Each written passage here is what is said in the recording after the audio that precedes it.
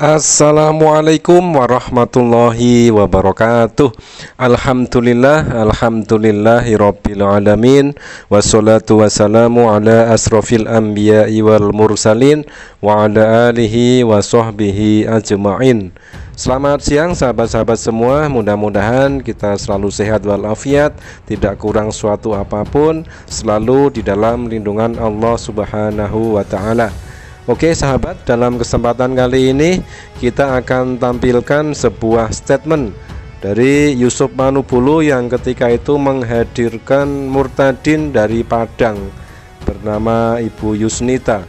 Nah, di kesaksian Ibu Yusnita ini, Yusuf Manubulu dengan bangganya mengatakan bahwasanya di dalam dia merekrut para narasumber, dia meminta nomor rekening, itu memang pure. Kalau ada yang menyumbang atau yang transfer itu memang langsung ke nomor rekening narasumber tersebut, begitu. Nah, disinilah ketika Rudy Yohanes pernah membahas bahwasanya sang debaters atau Rudy Yohanes ini pernah ada yang mengadu kepadanya beberapa orang yang mengatakan bahwasanya ketika dimintai menjadi narasumber di channel Yusuf Manubulu itu diminta nomor rekeningnya, tetapi ditayangkannya cuma sebentar dan itu pun hanya di deskripsi, bukan di layar seperti yang tampak pada umumnya, hanya di deskripsi. Dan menurut anggapan Rudy Yohanes itu adalah sebagai upaya Manubulu agar mudah untuk dihapus begitu, dan seterusnya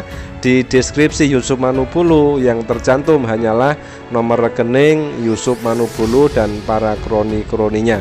Nah, di sini sangat seru sekali perbedaan atau pertentangan statement antara Yusuf Manubulu yang dibantah oleh sang debaters atau Rudy Yohanes. Oke sahabat, untuk video selengkapnya mari kita simak dan mudah-mudahan kita semua bisa mengambil pelajaran dari semua ini.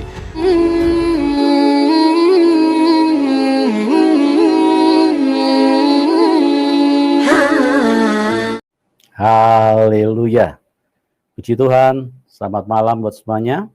Selamat malam dunia tipu-tipu. Apa kabar teman-teman? Kami hadir kembali di dalam kasih Tuhan Yesus Kristus. Tentu kami berdoa supaya semua kita ada di dalam kebaikan Tuhan. Baca. Apa itu kebaikan Tuhan? Kita bisa mengalami Tuhan di dalam hidup ini. Karena tanpa kebaikan Tuhan sudah pasti semua manusia akan mati, binasa, dan masuk di dalam neraka, di dalam penghukuman.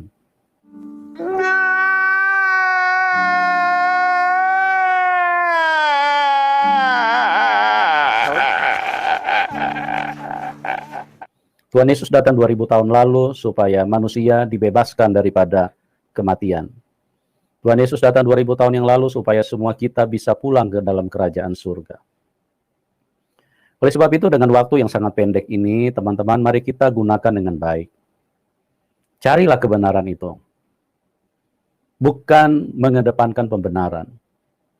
Karena kalau orang yang mengedepankan pembenaran adalah orang yang hidup di dalam kebodohan. Setan hadir dengan membenarkan dirinya. Dan konsep itu akan dimasukkan setan di dalam pikiran manusia. Agar manusia merasa benar dengan pikirannya.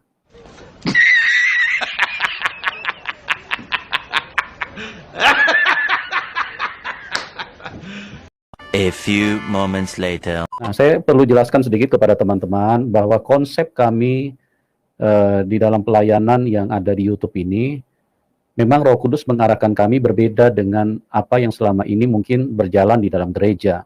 Ya. Tunggu. Iya ikuti. Bacot lu monyet, begitu aja takut nih lihat. Basah. Ampun. Kalau di dalam gereja itu pengelolaan dana itu terbalik. Kenapa saya katakan terbalik? Karena pada saat persembahan yang diterima oleh gereja semua dikelola oleh gereja. Dan artinya para mutadin ya, atau para petobat-petobat baru atau yang berasal dari iman yang berbeda, kalau mereka diundang, biasanya mereka tidak bisa menikmati seperti apa yang mereka rindukan. Baca.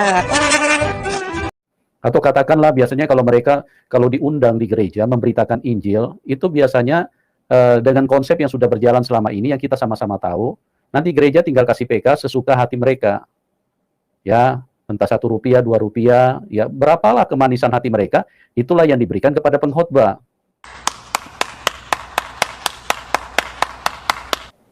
Berbeda, Roh Kudus mengarahkan kami dengan konsep yang berbeda. Kami menghadirkan istilahnya para pesaksi atau para pengkhotbah yang berbicara, walaupun itu lewat kesaksian, tapi mereka berkhotbah menceritakan perjalanan iman mereka. Kami langsung, ya, kami cantumkan rekeningnya. Dan Ibu Yusnita tadi sudah katakan bahwa saya tidak pernah bertanya Rp1 pun, tidak pernah bertanya satu kali pun, Ibu Yusnita dapat berapa? Karena kami merasa terbeban dengan mereka. Ya, artinya kalau Tuhan mau memberkati mereka lebih, kenapa tidak? Gitu loh. Kami memberi kesempatan. Silakan bagi yang tergerak, yang mau memberkati, silakan langsung. Rekeningnya kami pasang di situ. Supaya semua istilahnya hamba-hamba Tuhan bisa merasakan kebaikan Tuhan, berkat Tuhan.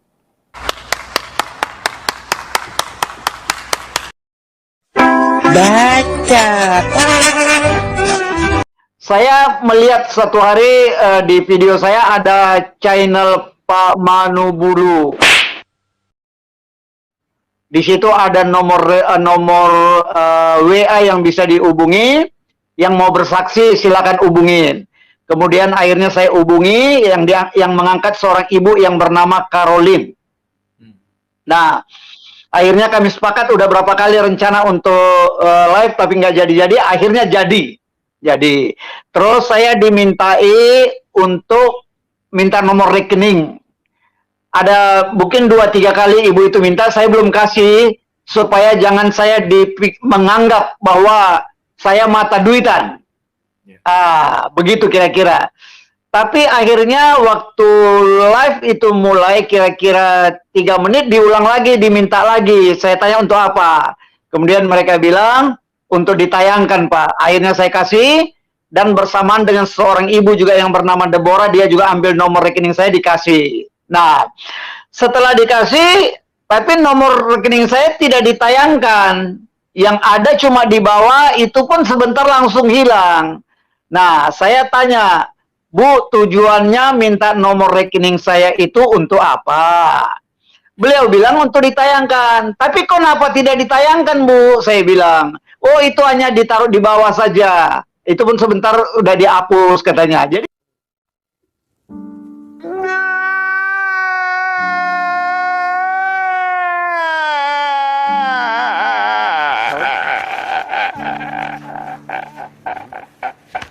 sudah dengan kondisi seperti ini lagi malah kami difitnah habis-habisan. Ya inilah yang terjadi Ibu Yusnita ya. Kami taruhlah berbeda dengan gereja teman-teman. Kami bukan ingin memuji diri kami, enggak. Kalau di gereja Anda datang khotbah, ya nanti pulang terima amplop sesuka hati gereja. Berapa yang mereka mau kasih? Entah Rp1 kah? Rp2 kah?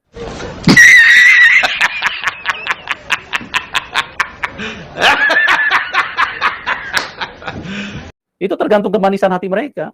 Kalau ini enggak. Ini langsung udah berkat dari Tuhan. Silakan kami yang tergerak silakan berkati ini narasumber. Dan kami tidak pernah bertanya, nanti yang sudah bersaksi jangan lupa ingat perpuluhannya kasih ke kami. Kami nggak pernah seperti itu. Kami juga tidak pernah bertanya berapa yang didapat, bagi-bagi dong. Ibu Yusnita ini loh bersaksi pada malam hari ini membuka semua fitnahan yang ditujukan kepada kami. Janganlah seperti itu, teman-teman. Piro mas? Orang aku san. Jus. Gatu ku ribut jancuk. Ya, kalau mau jadi hamba Tuhan, jadilah hamba Tuhan yang benar. Kalau kalian punya hidup benar, kalian pasti diberkati Tuhan kok. Ya, tidak perlu mengeluarkan fitnah dan segala macam. Ya, semua juga akan tahu. Semua punya hati biar kalian fitnah kami juga semua juga akan tahu. Karena yang penting itu Tuhan yang Maha tahu. Tuhan yang Maha tahu. Ya.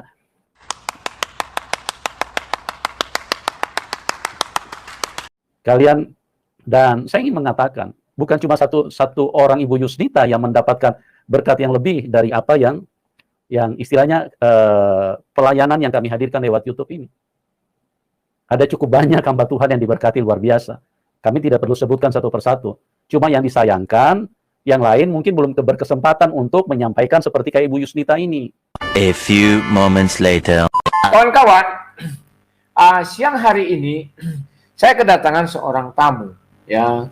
Namanya Bapak Paulus Marifa. Mungkin kalian sudah pernah lihat kesaksian beliau di tempatnya Pak Yusuf Manubulu, ya.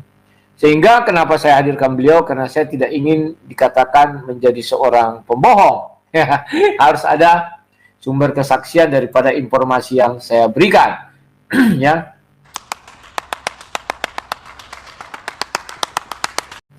Judul yang saya buat sini memang agak nyentrik, Yusuf Manubulu manusia serakah, ya. Kenapa saya katakan demikian, kawan-kawannya? Bahwa Yusuf Manubulu ternyata memiliki misi sekarang ini agak unik, kawan. Makin lama makin ke sini makin jelas dia mulai diperhamba oleh uang, ya. Iya ya, pemberaninya si AA. Tunggu. Hey, apa ikuti? Kawan-kawan, yang membuat saya menjadi miris melihatnya adalah setiap orang yang mau diajak tampil itu selalu dimintai nomor rekening, ya.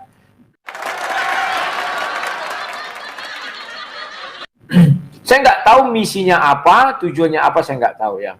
Sebenarnya mereka banyak yang menolak untuk menaruh nomor rekening, tetapi tetap dimintai oleh timnya Manubulu, ya. Maka beberapa orang memberilah nomor rekening ini. Setelah diberi nomor rekening, nah kalau kasus seorang saudara yang lain, ditulis nomor rekeningnya, tetapi bukan seperti saya di layar, ya. Ditulis di deskripsi. Setelah habis acara, nomor rekening itu dihapus. Jadi tinggallah nomor rekening kroni-kroninya Yusuf Manubulu, anak dan apanya nama itu, anak-anaknya itu, ya.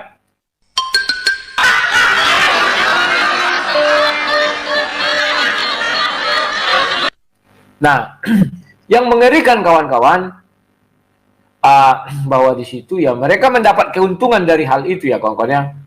Dan bodohnya, ini bodohnya saya bilang, memang saya selalu katakan bangga jadi orang goblok itu anugerah. Itu tidak menutup diri kepada orang-orang Kristen juga. Banyak orang Kristen melihat seorang pemakalah atau narasumbernya Yusuf Manubulu ingin memberi sumbangan atau donatur. Maka mereka mentransfer ke rekening yang tertera di channelnya Yusuf Manubulu.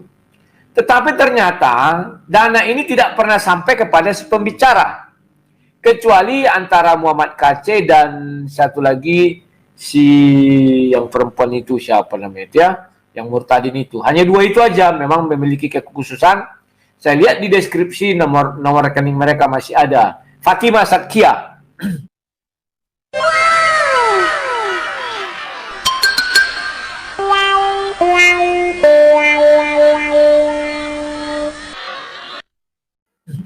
Tetapi untuk narasumber yang lain, kawan-kawan, miris, mengerikan. Bukan satu orang saja yang sudah melapor kepada saya, tetapi ada beberapa orang.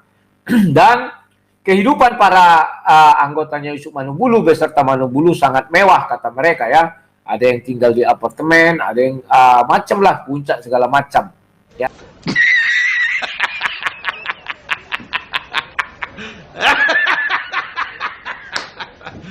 Ya, sebenarnya kita tidak mempermasalahkan tidak ada istilah iri atau apa. Tetapi ya sportif lah.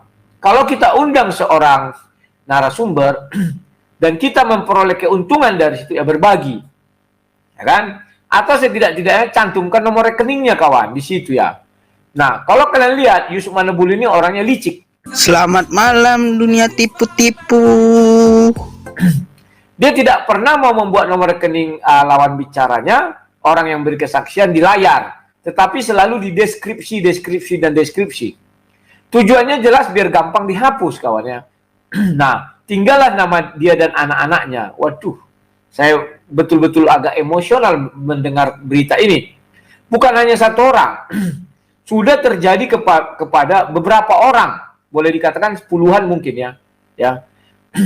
Yusuf Manubulu ini kan meminta untuk ditransfer ke rekeningnya. Bayangkan, kalau satu video yang menonton 70.000 orang dan subscribernya 300.000, orang tertarik karena melihat kesaksian-kesaksian itu dikirim. Dia makan sendiri uang itu, dia ocop. Kalau orang Batak bilang dia ocop. Piro mas? Orang aku sana. Jus. Gak tuku ribut jancuk. Sementara para narasumber pasti memiliki misi-misi tersendiri, ya. Ada beberapa yang sudah menelpon saya, ya mereka memiliki misi. Saya sebenarnya tidak minta, Pak. Dia yang meminta, tentu saya kasih. Ya kalau diminta dikasih, ya tentu harus adalah ya apa namanya ibaratnya ya sportif. Berikan apa yang menjadi hak orang lain, jangan tidak diberikan, ya kawan-kawannya. Nah. Dan sekarang mulai terungkap, ternyata Nak Manobulu ini mulai menjadikan ini sebagai ajang bisnis. Dia mengutus karyawan-karyawannya, saya katakan karyawan saja. Karena mereka juga makan dari apa yang mereka lakukan, untuk pergi kemana-mana mencari orang-orang. Ya, yang bisa mereka ajak untuk kesaksian. Ibaratnya mereka ini dibodoh-bodohi, ditolol-tololi semua lah. Dalam artian ya memang mereka bodoh menurut mereka ini. Disuruh kesaksian, dia hanya pengantar, habis itu dia dulu entah di mana, makan-makan segala macam, kita nggak tahu. Nah, orang yang beri kesaksian ini senang, dia berbicara gini-gini segala macam. Dia santai-santai, setelah itu apa? Dia mendapat keuntungan dari orang tersebut, dengan menuliskan namanya, nomor rekening. Setelah acara selesai, nomor itu dihapus. Nomor rekening si pemberi kesaksian. Sehingga tinggallah nomor rekening Manobulu dan kroni-kroninya itu. Dan dia dengan anaknya mungkin itu, entah istrinya atau siapa, saya nggak tahu.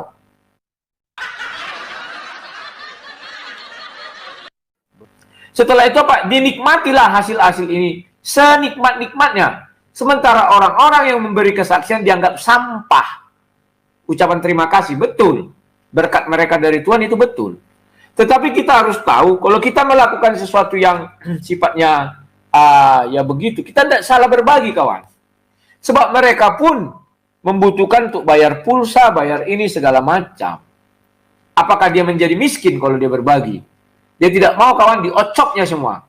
Sampaikan berita ini kepada Manobulu.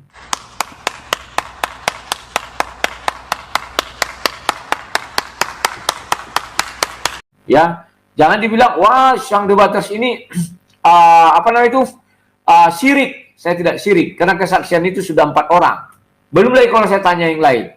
Ya, saya adalah orang yang tidak suka melihat hal-hal seperti ini. Ya kita bongkar aja, oke? 2 hours later. Sekarang untuk tidak memperlama waktu, saya akan menghadirkan seorang narasumber saya yang sudah namanya saya tulis di atas itu. Namanya adalah Bapak Paulus Maripa.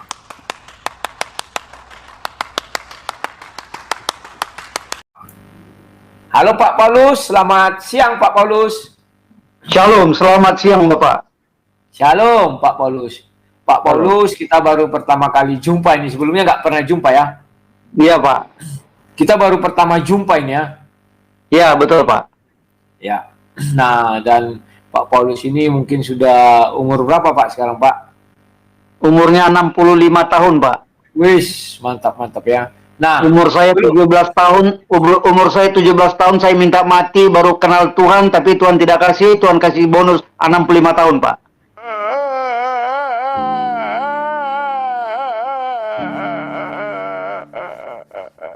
oh, oke, ya. Ini saya biar jangan dikatakan orang fitnah, tolong Bapak jelaskan bagaimana sih Bapak bisa sampai bertemu Manobulu dan live di tempat beliau. Silakan, Pak. Pak, masih jelas muka saya? Masih jelas sekali. Silakan, Pak. Oke. Belakangan saya tertarik kepada kesaksian-kesaksian di Pak Manobulu. Jadi, saya ingin mencoba membagi kesaksian saya di situ karena ada tertera nomor HP-nya yang bisa dihubungin. Putus. Kemudian ketika saya menghubungin, itu diangkat oleh seorang ibu namanya Caroline. Jadi saya menghubungi dan beliau angkat dan kami sepakat ada berapa kali rencana untuk masuk, tapi selalu gagal. Tapi akhirnya bisa kami siaran, begitu Pak. Saya pelayanan ini kalau di Indonesia ini boleh dikatakan dari kota pelosok, desa, penjara-penjara dan gereja-gereja saya sudah layani Pak. Ternyata diam-diam orang banyak sudah mengambil saya punya video dan viralkan. Saya tidak tahu. Yang penting kesaksian saya ini boleh menjadi berkat bagi banyak orang. Nah, dan yang kedua, saya melihat suatu hari di video saya ada channel Pak Manubulu. Di situ ada nomor WA yang bisa dihubungi. Yang mau bersaksi silakan hubungin. Kemudian akhirnya saya hubungi yang mengangkat seorang ibu yang bernama Caroline. Nah, akhirnya kami sepakat udah berapa kali rencana untuk live tapi nggak jadi-jadi. Akhirnya jadi. Terus saya dimintai untuk minta nomor rekening. Ada mungkin 2-3 kali ibu itu minta, saya belum kasih supaya jangan saya menganggap bahwa saya mata duitan. Begitu kira-kira. Tapi akhirnya waktu live itu mulai kira-kira 3 menit diulang lagi, diminta lagi. Saya tanya untuk apa? Kemudian mereka bilang untuk ditayangkan, Pak. Akhirnya saya kasih dan bersamaan dengan seorang ibu juga yang bernama Deborah, dia juga ambil nomor rekening saya dikasih. Nah, setelah dikasih, tapi nomor rekening saya tidak ditayangkan. Yang ada cuma di bawah, itu pun sebentar langsung hilang. Nah, saya tanya, Bu, tujuannya minta nomor rekening saya itu untuk apa? Beliau bilang untuk ditayangkan. Tapi kenapa tidak ditayangkan, Bu? Saya bilang, oh itu hanya ditaruh di bawah saja. Itu pun sebentar udah dihapus katanya. Jadi silahkan para sahabat-sahabat yang menyimpulkan tentang bagaimanakah sepak terjang Manubulu yang selama ini menghadirkan narasumber dan ketika itu pula dimintai nomor rekeningnya, tetapi apakah yang terjadi? Wallahu a'lam, apakah memang benar seperti yang Pak Paulus katakan tadi ataukah seperti yang Manubulu katakan tadi di awal? Oke, terima kasih sahabat atas berkenan hadir di sini, mudah-mudahan bermanfaat. Jazakumullah khairan katsiran. Wassalamualaikum warahmatullahi wabarakatuh.